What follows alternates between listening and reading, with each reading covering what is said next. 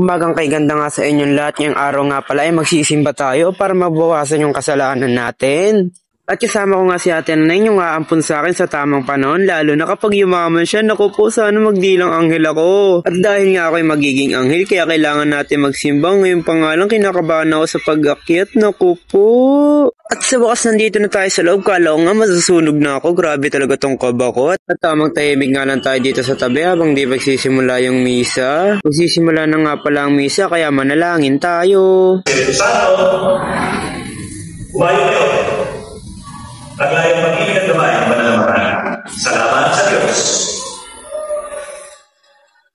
At natapos na nga ang misa, kaya ganap na tayong anghel, kaya palagi kayo magsisimba upang makatanggap kayo ng blessing araw-araw. At ipagdasal nyo rin ang inyong sarili at ang inyong mga pamilya at mahal sa buhay. At dahil nga pauwi na nga tayo, at huwag nating kakalimutan kumain sa labas, lalo na pag libre pa ni Madam Jana. Tamang kikiam at siomay nga lang pala tayo dito dahil nga libre ni Jana, pero utang pala namin yun dahil wala kami mga bariya.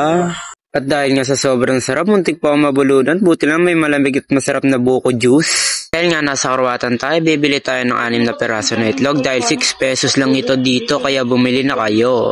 At may nakita nga tayo dito 50 pesos na tumbok na alimasag, yung katulad ng puso mong basag. Naku po. Shoutout nga pala sa Super 8 na nilibot lang para magpalamig sa electric pang nilang malaki. Ito na nga yung mga sardinas nilang naglalaki yan at ang mamahalan. Grabe ka. Yung laki min nila nagbibigay sarap at nagpapahaba ng relasyon. At dahil pauwi na nga tayo, nadaanan natin yung Palmer Park kung saan maraming magshotang nagpupuntahan. Naku po, sana all. Bago nga pala tapusin yung vlog na to, shoutout nga pala sa lahat ng supporter ko. Sana supportahan nyo lahat lagi ng post ko. Maraming salamat sa inyo sa mga suporta sa akin. Ako si Eman, hindi magsasawang sipagan ng bawat araw na dumadating sa ating buhay.